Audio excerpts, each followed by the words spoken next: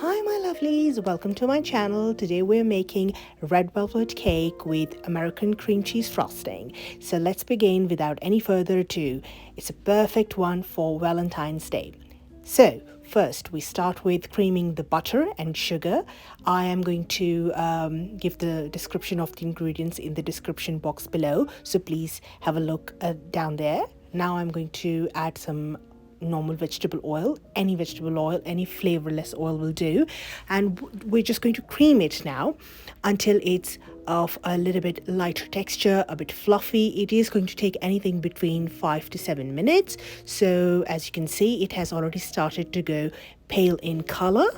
At this stage, we are going to add 2 eggs. These are 2 large eggs at room temperature. So after every single addition, we are going to give a good beating until everything is incorporated well, and after each addition it is going to take anything about 1 to 2 minutes.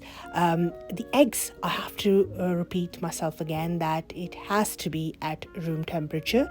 If it's too cold, it won't fluff up. If it's really warm, it will be really liquidy. So please make sure that you get as fresh eggs as possible and they are at room temperature. So now next comes vanilla. Again, it's about a teaspoon. I am using a vanilla paste. You can use vanilla essence by all means, but this is my preferred choice. I really like the richness of this color. Followed by 1 teaspoon of vinegar, and this is the new brand that I've just got. It's cocoa color, and these are gel colors, and they're really intense. I ended up using about half of the tube. Apologies, I've got a really sore throat at the minute while filming all this. So yeah, the color was really beautiful. As you can see, it's really bright red. Even it says on the tube it's Valentine's red. It's followed by some sea salt, just a pinch of it. You can use normal salt, but I prefer to use sea salt because it's much more flavorsome, it's much more delicious, and it really enhances the flavor of any dessert or sweetness. Then we've got flour. This is normal plain flour, no self-rising, just plain flour. It is already sifted, but I am going to sift again with some cocoa powder. Again, the details of the ingredients are in the description box. And now I have also added some baking powder and some corn flour. The corn flour is going to give it really nice, airy and really light feather-like texture. So what I'll do is I'll just sift half of it and then I'll fold it. So let's fold it into a very gentle J-shape motion. Try not to overbeat it, otherwise it's just going to lose its volume. Once the first half is mixed, then I will be adding some buttermilk. And now you can use just normal milk with a little bit squeeze of lemon juice or vinegar, just a couple of drops of vinegar, and there you'll have your buttermilk if you don't have it available in your region. But usually it is very easily accessible. You can easily get it in the markets.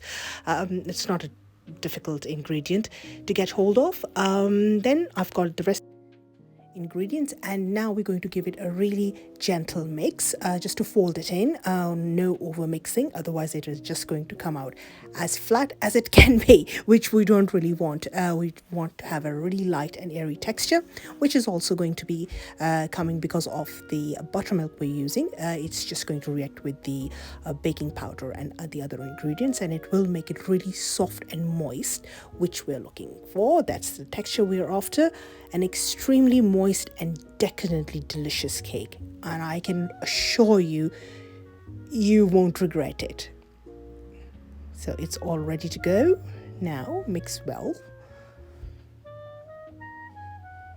Guys, do like and subscribe to my channel. It's absolutely important for me so that I can keep on creating content and improve on my current videos. Do let me know what you think of these videos.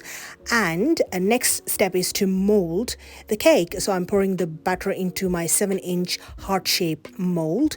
The batter is sufficient for 8-inch round tin, but as I've got a 7-inch one, so I'm just going to use the rest of the batter to make a small cupcake. which I will be crumbling on the top of the cake decoration. I'll show you later on what I'll do with it. I'll just give it a couple of taps so any air trapped can just rise up to the surface and just smooth out the surface. And I'm going to bake it at 160 degrees centigrade for anything about 45 to 55 minutes. Just insert a skewer and have a look. If it's done, if it comes out clean, it's done. Mine actually took about 50 minutes in my oven and at 160 degrees centigrade. Do let me know. Do share your results. There you go. I have baked it. I'll just let it cool down on a wire rack. Next, I move on to the cream cheese. I will definitely be sharing a detailed recipe of this cream cheese frosting.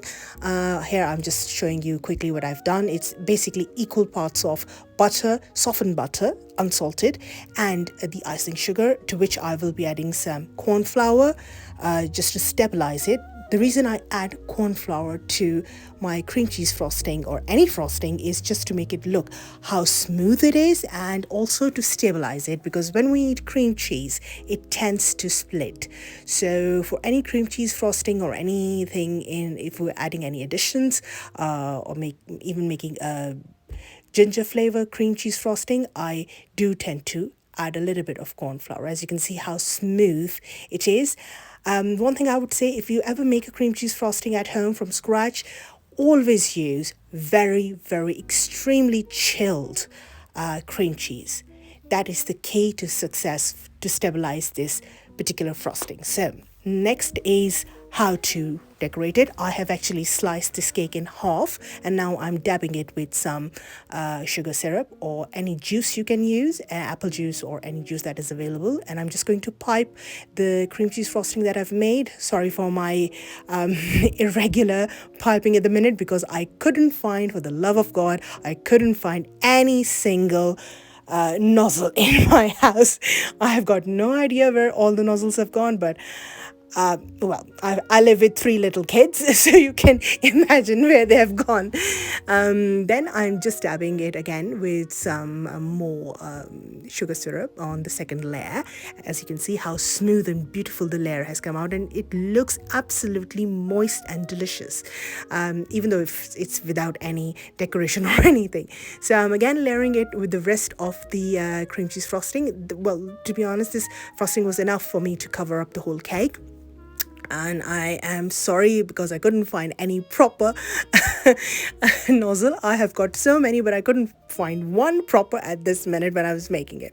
So as you can see, I've just crumbled that one small cupcake that I've made with the rest of the butter, and I've crumbled it and decorated the cake with it, just decorating with my homegrown rose flower petals. So very, very economic and very, very ethical because as we know, they are always short. So here we go, a very rustic but absolutely moist, decadent and delicious cake for you. Thank you.